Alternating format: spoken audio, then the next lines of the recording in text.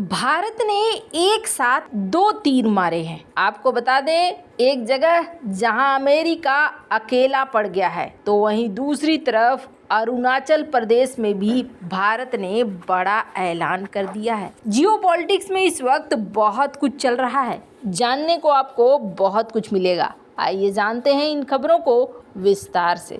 Gaza पट्टी में जंग शुरू होने के बाद लाल सागर में यमन के हुती विद्रोहियों ने इजराइल के जहाज़ों को निशाना बनाना शुरू कर दिया। लाल सागर में इजराइल से जुड़े जहाज़ों पर हमले हुए तो अमेरिका ने इस मुद्दे पर दुनिया के बड़े देशों को एक मंच पर लाने की कोशिश की। अमेरिका की ओर से लाल सागर में जहाज़ों को सुरक्षा देने के लिए एक मल्टीनेशनल टास्क फोर्स बनाने का ऐलान कर दिया गया। इसे ऑपरेशन प्रॉस्पेरिटी गार्जियन नाम दिया गया है। अमेरिकी रक्षा मंत्री लॉयड ऑस्टिन ने लाल सागर में जहाजों की सुरक्षित आवाजाही में सहायता के लिए 19 दिसंबर को ऑपरेशन प्रॉस्पेरिटी गार्जियन की घोषणा की। इस घोषणा के करीब 15 दिन बाद भी अमेरिका के कई अहम सहयोगियों ने इसमें शामिल होने से कन्नी काट रखी है। ऐसे में सवाल उठ रहा है कि अमेरिका की नाराजगी लेकर भी क्यों उसके कई खास सहयोगी इस ऑपरेशन का हिस्सा नहीं बनना चाहते हैं। अमेरिका ने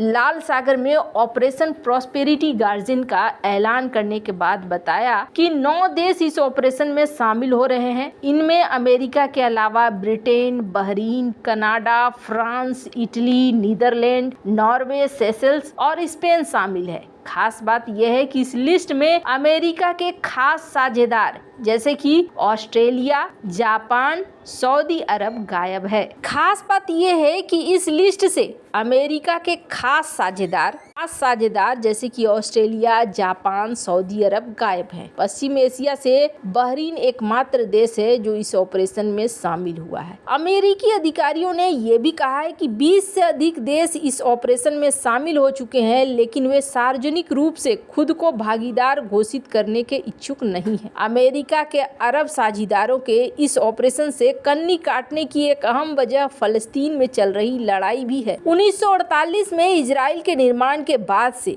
अरब देशों ने इसके सैद्धांतिक विरोध का दावा किया है। अमेरिकी अधिकारियों ने यह भी कहा है कि 20 से अधिक देश इस ऑपरेशन में शामिल हो चुके हैं, लेकिन ये सार्वजनिक रूप से खुद को भागीदार घोषित करने के इच्छुक नहीं है। अमेरिका के अरब साझेदारों के इस ऑपरेशन से कन्नी काटने की एक अहम वजह फलस्तीन में चल रही लड़ाई भी है। 1948 में इजराइल के निर्माण के बाद से अरब देशों ने इसके सैद्धांतिक विरोध का दावा किया है और फलस्तीन के मुद्दे का समर्थन किया है। भले ही कई अरब देशों के इजराइल के साथ संबंध रहे हैं, लेकिन गाजा में जिस तरीके से इजराइल की कार्रवाई, वैसे में कई देश इसमें शामिल नहीं हो रहे हैं। अरब देश फलस्तीन मुद्दे के कारण ऑपरेशन से दूर है। संयुक्त अरब अमीरात, जॉर्डन, बहरीन, सऊदी अरब, ओमान, कतर, कुवैत, मिस्र और मोरक्को ने इजराइल के हमलों की खुलकर निंदा की है। हुतियों के खिलाफ इस ग्रुप में शामिल होने पर निश्चित रूप से इन देशों को उनके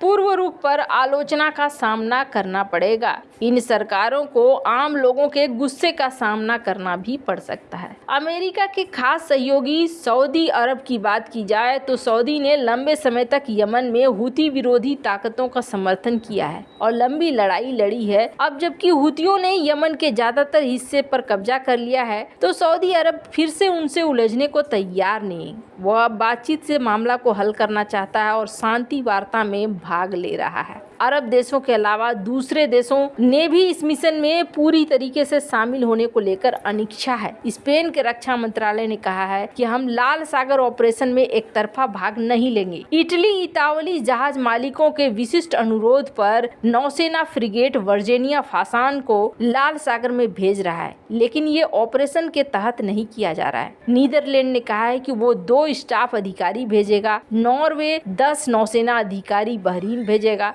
डेनमार्क का कहना है कि उसकी भागीदारी एक अधिकारी को भेजने के रूप में होगी। ऑस्ट्रेलिया ने कहा है कि वो कोई जहाज या विमान नहीं भेजेगा, बल्कि संयुक्त समुद्री बलों में अपना योगदान 3 गुना कर देगा। ये एक बहुसेना कार्यबल है जो 39 देश हैं। Bharat, Australia, Bahrain, Brazil, Canada, मिस्र, France, Germany, Pakistan, Philippines, Sri Lanka, UK, USA और यमन शामिल है। यानी अरब देशों के अलावा जिन देशों में इसमें शामिल होने के लिए हामी भरी है है वो सिर्फ औपचारिकता भर की है। इसकी एक वजह यह है कि हूथियों ने इजराइल के अलावा दूसरे देशों के जहाज को नुकसान नहीं पहुंचाने की बात कही है। ऐसे में हूथियों के खिलाफ संघर्ष में शामिल होकर ये देश अपने लिए लाल सागर के रास्ते को बंद नहीं करना चाहते हैं। वैसे आपको बता दें, ये अमेरिका के लिए एक बड़ा झटका है जो अब मिलना शुरू हो गया है। खैर, अमेरिका को अब धीरे धीरे बहुत सारे देशों का साथ नहीं मिल रहा है और ये अमेरिका के लिए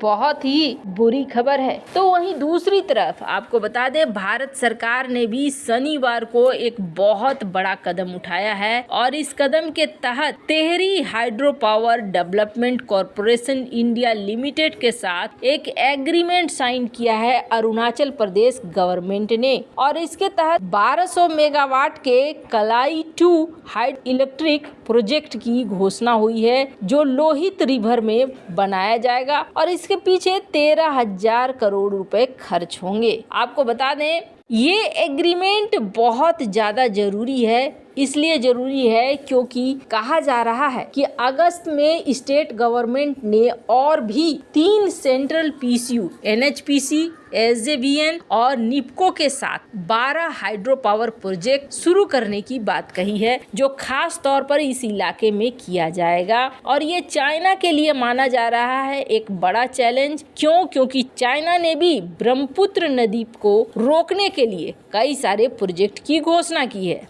खैर, ये देखा जा रहा है कि ब्रह्मपुत्र नदी पे जो चाइना बना रहा है बांध, वो बांध बनाने से जब भी गर्मी का मौसम होगा तब चाइना पानी को रोकेगा और जब बारिश का समय होगा, जब बाढ़ होगा, तो उस समय चाइना भारत के लिए पानी को छोड़ देगा। तो ऐसे में भारत को इस बड़े प्रोजेक्ट की जरूरत है और भारत उस दिशा में काम करता हुआ दिख रहा है। खास तौर पर अरुणाचल प्रदेश को लेकर इधर बीच भारत बहुत एक्टिव भी हो चुका है और आक्रामक भी हो चुका है। वैसे आपको बता दें, अरुणाचल प्रदेश को लेकर कई बार चीन दावा करता है और अरुणाचल प्रदेश को लेकर भारत भी बहुत ज़्यादा एक्टिव है। भारत सरकार कई सारे ऐसे प्रोजेक्ट पे काम कर रही है जो कि अरुणाचल प्रदेश को लगातार जोड़ने का ही काम कर रही है, चाहे वो टनल से हो या फिर सड़क के रास्ते हो,